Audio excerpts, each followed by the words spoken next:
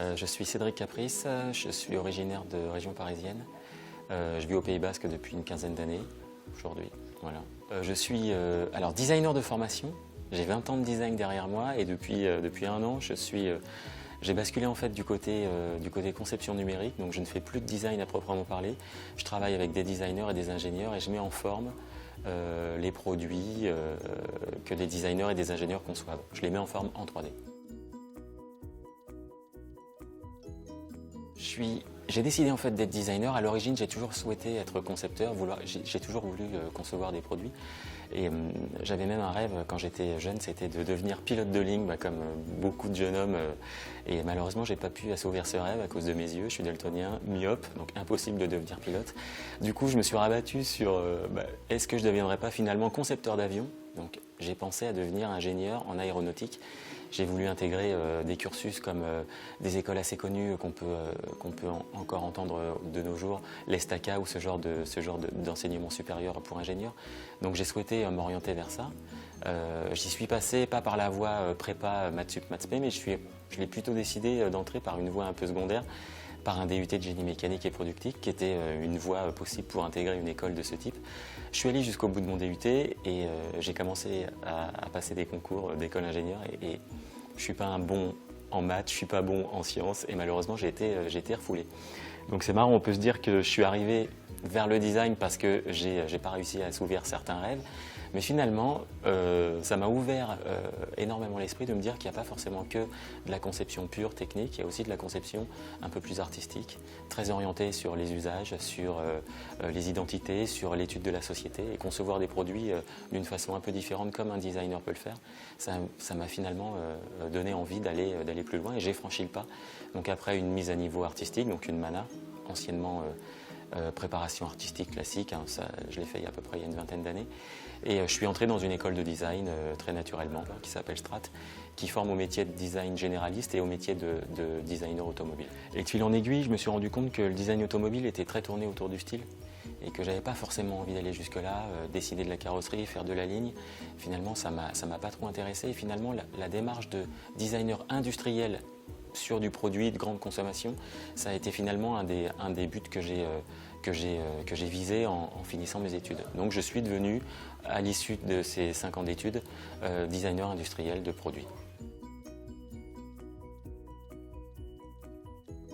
Alors au quotidien, moi j'ai une position un peu particulière, c'est que je suis un peu à la fin de la chaîne de conception. Finalement, comme je le disais tout à l'heure, je suis le responsable de la mise en musique numérique d'un produit. Donc je prends l'exemple, je travaille avec un ingénieur et un designer qui ont créé une palme, qui ont conçu une palme.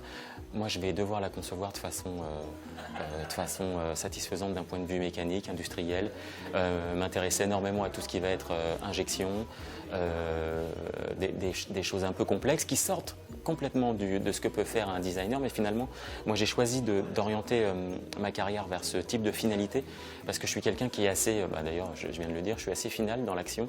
J'aime beaucoup toutes les phases de création, toutes les phases de divergence qu'on peut avoir dans les méthodes, qu'on peut utiliser dans les méthodes de design. Mais finalement, je prends beaucoup plus de plaisir et je m'amuse énormément dans les phases de finalisation.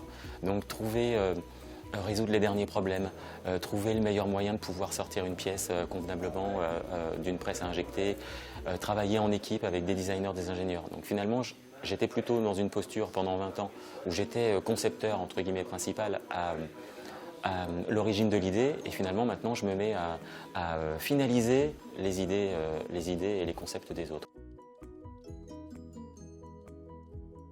J'en ai déjà un petit peu parlé dans mon passé, mais moi j'ai eu la chance de travailler sur le masque EasyBreath, le masque facial qui intègre le tuba et directement dans un masque, donc qui permet de respirer naturellement par la bouche et le nez. Donc moi j'ai travaillé 2 ans sur ce produit, j'étais designer industriel.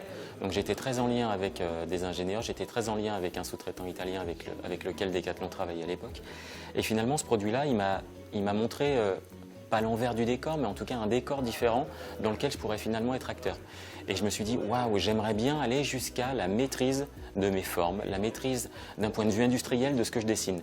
Finalement, c'est ce produit qui m'a donné envie d'aller plus loin et d'être plus final dans mon approche. Donc, plutôt designer au début et maintenant concepteur final donc, de solutions techniques. Voilà. je me rends compte qu'aujourd'hui, je travaille avec des outils numériques fantastiques. Et ce qui est assez marrant, c'est qu'on nous parle de conception assistée par ordinateur, mais finalement, le mot assisté, on pourrait l'enlever.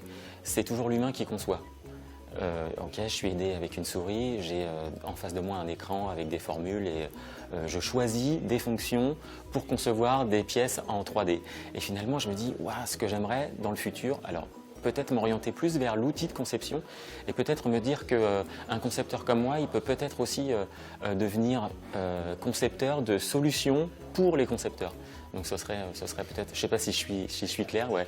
J'aimerais bien peut-être finir, quand je serai vieux avec une vieille barbe grise, finir concepteur de logiciels, mais où le mot assisté a vraiment, tient vraiment ses promesses, quoi. On est vraiment aidé par la machine, alors qu'aujourd'hui je considère qu'on donne des ordres à la machine et c'est toujours l'humain qui est derrière. Alors c'est magnifique qu'il soit derrière, mais peut-être qu'on peut aller un peu plus loin et soulager peut-être l'humain un peu plus. Je me rends compte, avec mon recul, ouais, c'est une formation, un bachelor hybride, même une formation en allant jusqu'à un master 2 hybride, moi j'y crois énormément. Moi je prendrais l'exemple souvent vu que je vais le ramener aux outils. Aujourd'hui, moi je travaille sur des outils numériques, je travaille avec des outils de designer et des outils de projeteur CAO. Je travaille sur SolidWorks et je travaille sur Alias, finalement deux logiciels qui ne se parlent pas, qui n'ont pas forcément vocation à se parler. Et finalement, moi je me rends compte que je les utilise de façon hybride. Donc quand j'ai besoin de faire de la forme, j'utilise Alias. Quand j'ai besoin de faire de la techno, j'utilise SolidWorks. Et finalement, pour moi, l'exemple il est assez parlant, c'est que j'ai réussi à les hybrider. J'ai réussi à les hybrider en prenant le meilleur des deux mondes. Ok, ça me coûte parfois à certains moments parce que je perds peut-être en efficacité et en vitesse, mais je me rends compte que l'avenir va à l'hybridation. Je dirais un conseil, il ne faut pas avoir peur, il faut tenter. Moi je me souviens, alors ça va faire un peu vieille école, mais moi quand j'ai parlé à mes parents que je voulais être designer, mon père, ingénieur de formation, il me regarde, il fait quoi? Qu'est-ce que tu vas faire? Du design? Mais moi, ok c'est tes choix, je ne remettrai jamais en question tes choix, mais j'y crois pas trop. Et finalement, il m'a mis en garde, mais il ne m'a pas interdit. Il ne m'a pas empêché de le faire, moyennant d'ailleurs le financement de mes études. Il m'a fait énormément confiance et moi ce que je me rends compte c'est que finalement j'ai pas flippé à cette époque, j'étais peut-être dans une période de doute, refoulé dans les écoles d'ingénieurs, refoulé dans certains trucs, je me suis dit voilà là mon gars, il est temps de te prendre en main, tu fais des choix, il ne faut pas avoir peur de faire des choix ambitieux qui mettent un peu peut-être nos proches dans l'inquiétude, mais franchement quand on n'a pas peur, ça passe.